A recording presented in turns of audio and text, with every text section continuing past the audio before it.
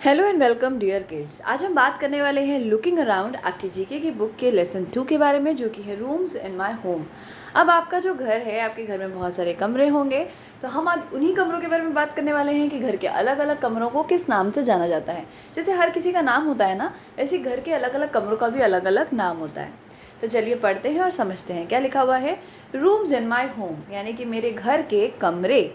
तो चलिए हम समझते हैं कि घर के कौन कौन से कमरे हो सकते हैं। तो देखो, सबसे पहले हमको घर में यहाँ पर ऊपर की तरफ क्या दिख रहा है।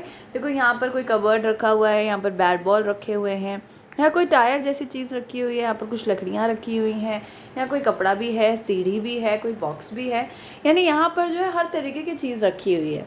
तो ऐसी जगह जहाँ पर आप सामान उठाकर भर देते हैं, आपको बस ये है कि घर का एक्स्ट्रा सामान है, चलो यहाँ रख दें, ऐसी जगह को कहा जाता है स्टोर रूम। स्टोर का मतलब होता है चीज़ों को इकट्ठा करना। तो ऐसी जगह जहाँ पर आप अपनी घर की एक्स्ट्रा चीज़ों को रखते हैं उसे कहते हैं स्टोर रूम। ठीक है, तो घर की एक्स्ट्रा चीज़ें जहाँ पर रखी जाती हैं जिस कमरे के अंदर, उस कमरे को कहा जाता है स्टोर रूम। नेक्स्ट आते हैं नीचे। यहाँ पर देखो एक टेबल है, यहाँ टेबल लैंप है, यहाँ पर बहुत सारी बुक्स हैं, नीचे पेन होल्डर है, कॉपी और बुक्स दिख रही है, बुक्स खुली हुई भी हैं, टेबल के सामने एक चेयर भी है और एक वॉच भी है। अब यहाँ पर बैठकर कोई बच्चा अच्छे से पढ़ाई कर सकता है ना। और जहाँ पर पढ़ाई की जाए उस रूम को, उस कमरे को क्या कहा जाता है? Study room. स्टडी का मतलब होता है पढ़ना, और ये पढ़ाई का कमरा माना जाता है, स्टडी रूम। तो आप अगर अपने घर के किसी कमरे में पूरा सेटअप कर ले पढ़ाई का, तो उसे उसे स्टडी रूम कहा जाएगा, सॉरी स्टडी रूम। अब यहाँ पर हमें क्या दिख रहा है? यहाँ पर एक बाथ टब दिख रहा है, यहाँ बेसिन है, यहाँ एक शीशा है, यहाँ पर लाइट लगी हुई है, यहाँ पर कुछ सामान रखा हुआ है, यहाँ नल लगे हुए हैं, साबुन है, शैम्पू है। अब इससे आपको साफ पता चल रहा होगा कि इस जगह पर जाकर क्या किया जाता होगा? नहाया जाता होगा। और नहाने को इंग्लिश में क्या कहते हैं? बाथ। इसीलिए इसे बाथरूम कहा जाता है। इस रूम को क्या कहा जाता है? बाथरूम। अब यहाँ पर देखो क्या है, एक यहाँ पर खिड़की है, खिड़की के नीचे कुछ ड्रॉर्स लगे हुए हैं, या कुछ फ़ोटोज़ टंगी है, और एक बेड है, तकिया है, चादर है, यहाँ डोरमैट है। यानी कि कोई आदमी आराम से यहाँ पे आके सो सकता है। और जिस रूम में सोया जाता है उस रूम में बेड रखा जाता है, इसलिए उस रूम को क्या कहा जाता है? बेडरूम। ठीक है, आगे बढ़ते हैं और देखते हैं ये क्या है। देखो, ये आपका एक ऐसा रूम है जहाँ पर एक लैंप लगा हुआ है, बुक्स भी हैं, यहाँ एक सोफ़ा पड़ा हुआ है, और यहाँ पर टीवी वीवी भी होगा।